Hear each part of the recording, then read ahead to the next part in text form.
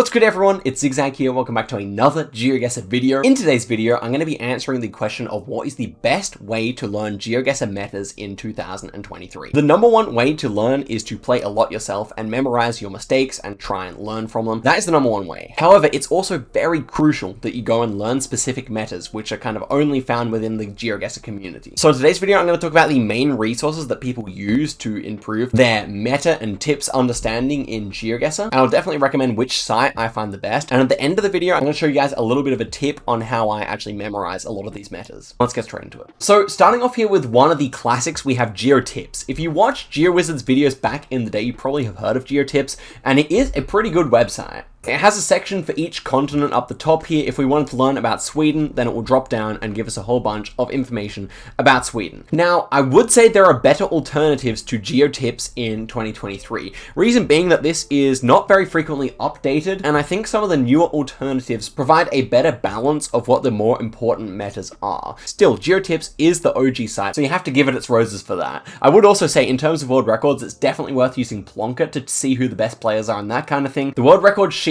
on here are really quite outdated. For example, no moving country streaks on Diverse World. I have a better no moving country streak than the top one here. So yeah, I mean, the records are like a year old. That's pretty much how it is at the moment. So definitely consider checking out Plonker for the records, that's for sure. The next site I wanted to talk about is GeoHints, which is actually an extremely rich resource for niche tips. They have many sections here. I do like the way it's set out. And then, for example, I wanted to show you post boxes. So here they have post boxes for pretty much every country. And this is simultaneously the strength and the problem with the site. It has a whole lot of information and it doesn't exactly tell you how relevant each thing is. So maybe this yellow post box in Cambodia is very ubiquitous and can be found in every different city and is therefore very useful, but I couldn't know that just from looking at this. So this is something you should use when you're a bit more experienced, and definitely take a lot of the metas on here with a grain of salt. Still, if you're researching things, I can imagine a lot of this stuff being very useful, especially if you want to focus in on a different country. So if you're trying to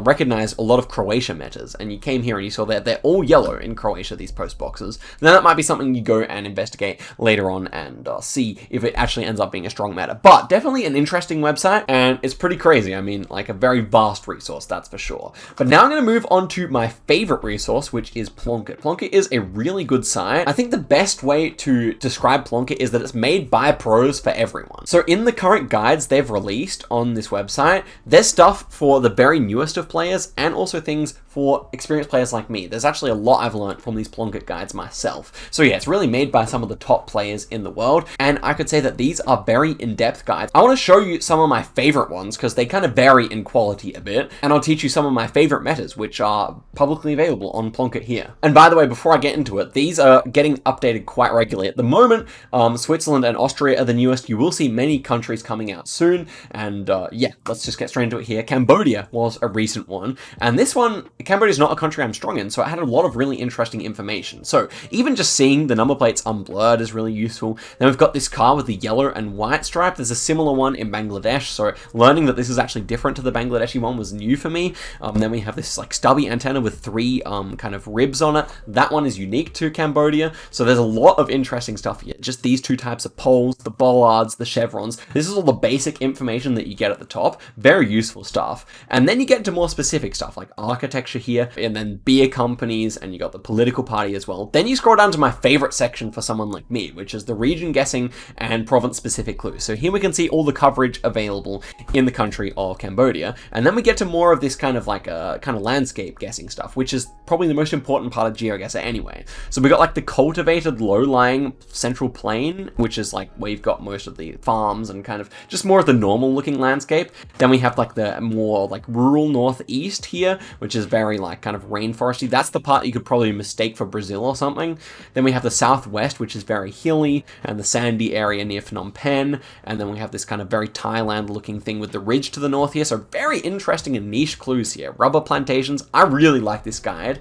Even these road specific metas, which, you know, are, if you're a new player, a pain to learn, or definitely probably not worth learning if you're new. But if you're a more advanced player, check this out. I mean, this is great knowledge to to have, seeing that you got Indonesian bollards on this one specific road. So yeah, it's pretty fascinating stuff. There's lots of good stuff here. Could certainly recommend that you go and check out the Cambodia one, and I'll let you see the rest of the article there. Then also we had Finland. Finland had a bunch of interesting stuff happen to it recently, where they switched over what road lines they use. They have that new Generation 4 coverage, which has a whole bunch of nice metas as well. Then we also have the like Finnish snowpoles. We have a bunch of general metas. So the Finland guide is really good, and just like very much made by someone who understood what they were talking about. And I feel like as someone who's played 12,000 games of Geoguessr, who's been around the community for more than 2 years, I do have a sense of what's actually a useful guide, and I have to say the Plunkett ones almost never disappoint. They almost always have the most relevant information in them, so really have to give them props for that. And here down the bottom you can see some more of those really niche metas that I love. So you got the small trees meta for the north of Finland,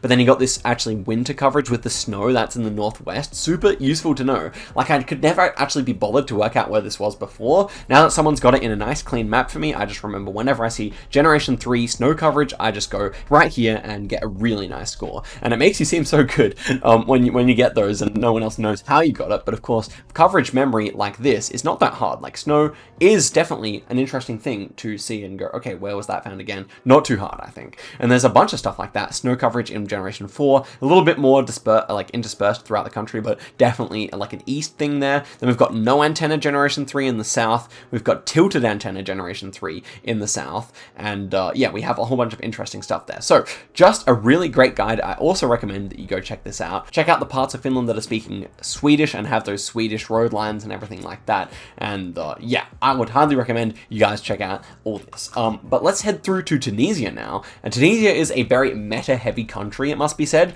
because it has limited coverage and they always have the follow cars, and there are a whole bunch of different follow cars to learn. You have the north one, the one that goes basically all over the country. You have this one that's only in a particular city, and this one that's only on Jerba Island. So there's a whole bunch of really interesting like meta stuff, and you might not be into that, but it is really worth learning if you want to become a pro player. And then also just a really nice guide, because beyond that kind of follow car and meta stuff, there is not too much to go off of in Tunisia, so you do have to learn landscape and stuff like that. And it's great. Look, they have a whole like section of maps to do with where these cars went, and it is very, very much useful and worth learning for you guys. So have to recommend this guide as well. And then the final one is Canada, and I'm pretty sure Fungus would have worked on this one, and he's a Canada expert, so you already know this is going to be a good guide. And there is a whole bunch of interesting stuff. Canada is a meta-filled country, so a bunch of this stuff is just so worth learning. Canadian plates, for example, which provinces would use the front plates and which don't, and all these different patterns are so useful and worth learning. Then we have all these different province-specific bollards. They're really, really good, these ones. Do recommend learning these ones as well, particularly these Quebec ones, which tend to show up quite a lot. And yeah, guys, I could talk your ears off a long time about all these Canadian metas which I've learned, and this is a really good summary of the most useful ones. Also, I think it's worth mentioning how I learned some of these metas, and Sebastian Trzynski Clement, who I did an interview with recently, hopefully I didn't butcher the name too much, he actually said he was doing flashcard memorization, and you know, he's a Google employee, smart guy. I thought I actually got to give that a try myself. So I got Anki here, and I made like some sets for myself. I'll share these at some point. Haven't made them public yet, but I will when I've kind of finished them a bit more. But yeah, so basically I have these. You memorize this. So this one is the northeast of Lviv, red card with the leaves on it. Kind of ridiculous metas, but they will help you get really nice guesses if you can remember. So yeah, that's the Dubno car, and I'll just hit good or like easy. No, good, because I remembered it fairly well, and then it will show me again later on. Here we have British Columbian speed signs, which have kilometers, whereas Albertan ones don't. So I set click show answer, and it will show me my answer here, which is indeed that I was correct. So I'll hit easy for that one. I do remember it. This is like a plaque that's specific to, I think it was Winnipeg, was it? Yeah, I think it was Winnipeg. Yep, so Winnipeg. And so yeah, I just input these, the question and then the answer as two different images. There's probably better ways to do it, but that's how I do it as an Anki web noob. But yeah, definitely have to recommend Anki. It is free, but that is one way I've been learning recently. But yeah, I just wanted to finish off the video by definitely commending that you go and join the Plunkett Discord, and that you check out the Plunkett site for yourself as it continually updates the guides. I highly recommend them for learning. They're really great stuff and a really great free resource. I'm going to leave leave a small donation as a little bit of a thank you for all the work the Plonket staff do, because it really is a lot of effort that goes into this site and a real passion project for them. So I think it's worth it. If you can do the same, I definitely encourage you to, but I should say give the video a like and subscribe. Thank you very much for watching the video all the way to the end. Do tell me what you think I missed in this video, and I'll see you guys next time. Goodbye.